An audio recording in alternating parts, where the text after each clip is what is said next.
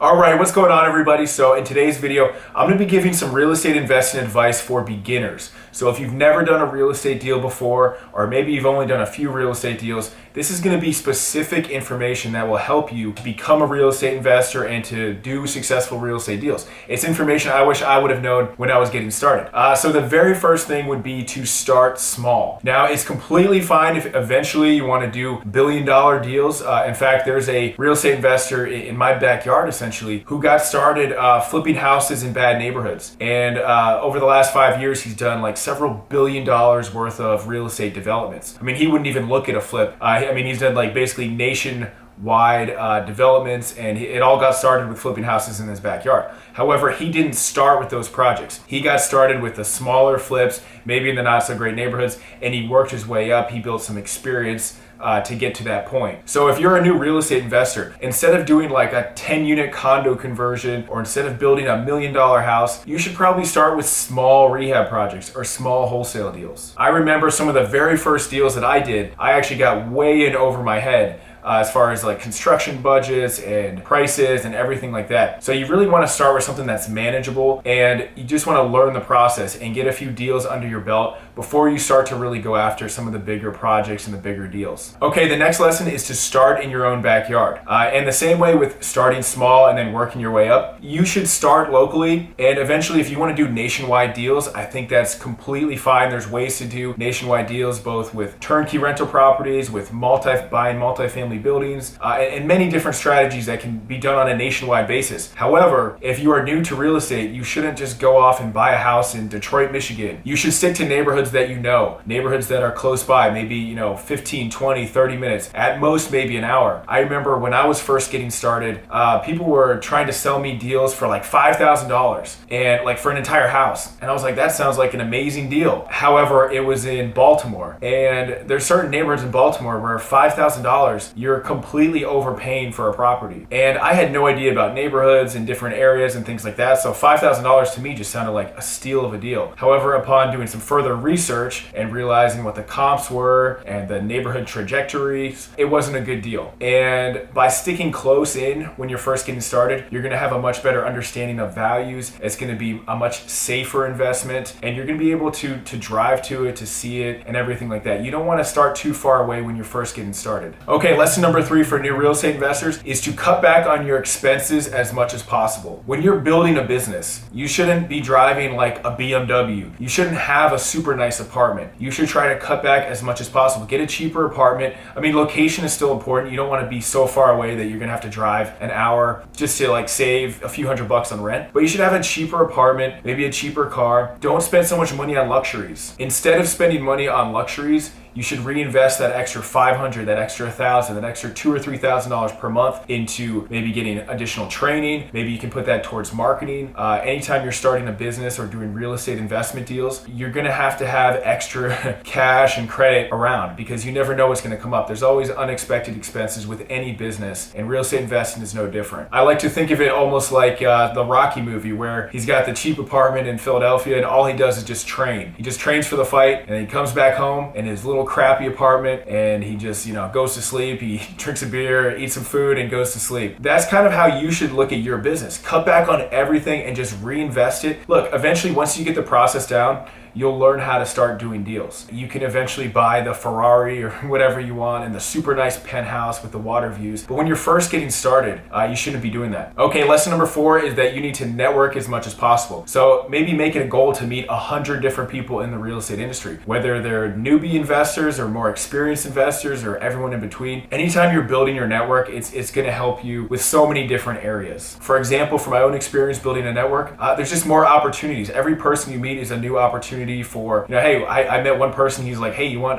basketball tickets? I got courtside basketball tickets. Wasn't even real estate related. Another time, this guy had a coaching program and he was looking for students that had been trained by him and he wanted testimonials. So that's another good reason. And not only that, but you're gonna meet joint venture partners. I've met many people at different networking events that I've joint ventured on deals with. I've met more experienced investors who have helped me along the way to become a savvier and better investor, and someone, different people that you can learn from. So it's a huge advantage to be very well networked. I know one investor, he basically knows everybody in the city, and everybody knows that he buys houses and that he closes on time and that he's, respectable and easy to work with. And as a result, they all send him deals. When they hear of a property that needs to be bought quickly for cash, they're going to call this guy. They're going to forward him the deal. And so he gets a lot of opportunities just through his network. Okay, the next lesson is to educate yourself as much as possible. I believe in educating yourself as much as possible, as well as taking as much action as possible. But if you're just taking a ton of action, that's actually really good, and you probably will eventually figure it out. But you need to have some general type of direction that you're headed. So I recommend reading as many books, watching as many YouTube videos like this, listening to podcasts, and ideally just getting a mentor, whether you pay for one or whether you find one locally, that can kind of give you a little bit of direction. You are going to save years off your learning curve, as well as probably tens, if not hundreds of thousands of dollars by getting a mentor and learning from them. Because a lot of times with these real estate deals, it might just be one little tweak here or there that can make the difference between doing a $100,000 deal and just not getting that deal whatsoever. Ask me how I know. So try to educate yourself as much as possible. One thing you can do is just wake up at 6 a.m. for 30 days in a row,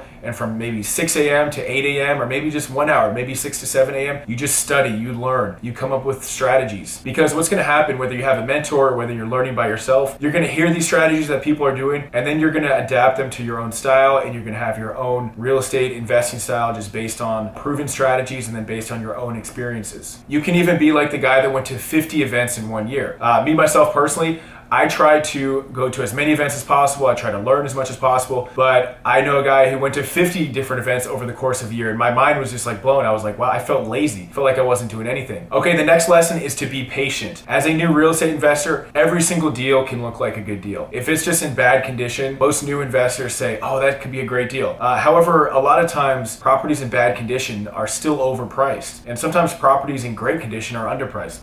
It's more up to the numbers. So just because a property's in bad condition doesn't mean it's an amazing deal. You still have to run your numbers, and you have to be patient. A lot of times before I make an offer on a deal, I would have gotten maybe 50 or 60 leads that come in before I actually qualify them and find the 2 or 3 that I really want to go after. And Grant Cardone, I believe, talks about the rule of 100, and this is especially true for new real estate investors. You should evaluate 100 different properties before you make an offer on one. It's just going to give you a better sense of what's a good deal, what's a bad deal, what's market price. Because if you look at 100 deals, there's going to be some that are wildly overpriced, and there's going to be some that are probably wildly underpriced. But you need to get that practice, that repetition, so that you know for sure if it's a good deal or not. And a quick way of evaluating deals so that you don't spend 100 hours evaluating 100 deals is use the MAO formula, maximum allowable offer formula. And I'll put that in the section below. But basically it's the after renovated value times 0.7 minus the cost of repairs. And that's the most that you should pay for a property. However, it's a pretty conservative number. So if you find properties that are even kind of in that ballpark, chances are it could be a very good deal. And you'd want to use a deal analyzer and really narrow down the amount of profit that you're going to make on it. And I actually have a deal analyzer on my website with the link below. So if you want to go check that out, you can. But just be sure you're patient when evaluating deals. Don't jump on the first opportunity. Make sure it's really qualified and it's really a good deal. And as an example, Warren Buffett one time went 6 years without purchasing any stocks whatsoever because he thought they were all overvalued. So I don't think you need to be that selective, but at least look at 25, 30, 50 deals before you make an offer, and be sure to use a deal analyzer as well as the MAO formula. Okay, the next lesson is to have different strategies going on and only needing one of them to work. So when you're getting started, and this goes for any type of business, including real estate, you should have different marketing strategies for finding deals. So myself personally, I love direct mail. I think it's the best strategy for finding deals, but yours might be different. Maybe you're a great networker and you can just build great relationships with wholesalers, real estate agents, other real estate developers who might have additional properties that they don't want to fix up and they could sell them to you. Maybe that could be your thing. Or maybe it's direct mail. Maybe you're a great online marketer and you can do a lot of online lead generation and get motivated sellers that way. But overall, you want to have at least 3 different strategies going on because one of them is going to work a lot better than the other 2, and you never know which one is going to take off. So you should always be trying new strategies, and I would start with 3. And 3 that you can start, like I mentioned, networking is one. I'd consider that marketing. You can do some online marketing. You can do direct mail. There's bandit signs. There's many other strategies available out there. I mean, even just looking on the MLS, being very strategic about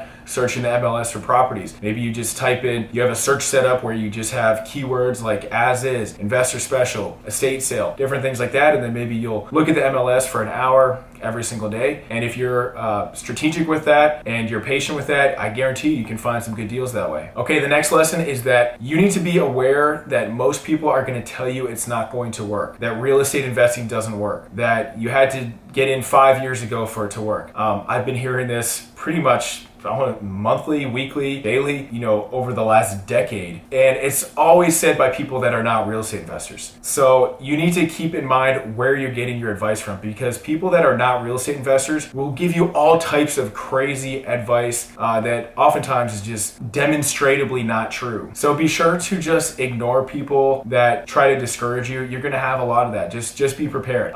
Surround yourself with some Tony Robbins, or you don't even need to really engage or argue with these people. Just listen to people that are actually doing real estate investing, and don't take anything that someone that's not a real estate investor is saying as a fact. Okay, the next lesson I'd give you is to not quit your job just yet. So the tricky thing about real estate investing is you can make a ton of money, sometimes even on your very first deal. I've seen some new real estate investors that, if you're out there marketing, looking for deals, networking, you can come across amazing deals as your first deal, and you'll make, way more than you made in your job, and you'll just want to drop everything. However, I'd warn you to try to get at least 3, maybe 5 deals under your belt before you quit everything. Because real estate investing, especially when you're first getting started, is not just like a steady 2-week paycheck. Now you can definitely make it that way once you build some consistency and some experience. But when you're first getting started, you can make a ton 1 month, then you go 3 months without getting paid.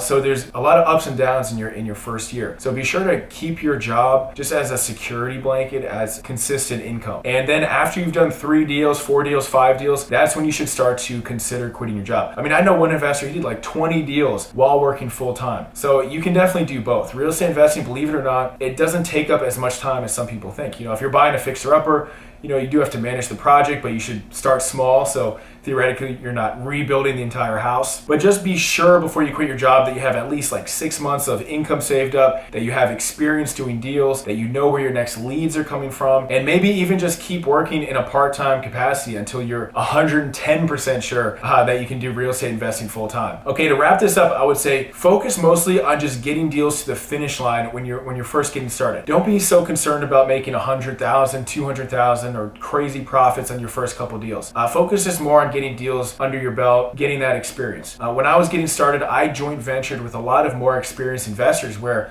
I didn't make as much as I could have. However, I saw how an experienced investor evaluates a deal, how they work with contractors, how they sell the property. And then I modeled a lot of the best qualities of those more experienced investors in my later deals. So I think Robert Kiyosaki says you should work to learn before you work to earn. And I think that's applicable here. So don't be so concerned about making $1 million every single deal for your first couple. Just be happy that you get a deal done. Whether you make $5,000 or $50,000, you should just be happy that you've done another successful real estate deal. Hey, I did 3 successful real estate deals, 5 successful real estate deals. Once you gain the experience, then you can kind of focus more on maximizing the profit on every single deal. Okay, so thanks for watching this video on real estate investing for beginners. And if you're a new real estate investor and you have any questions, just drop them in the comment section below and I'll be sure to answer them. Additionally, please like, please share, please subscribe, and I will see you in the next video.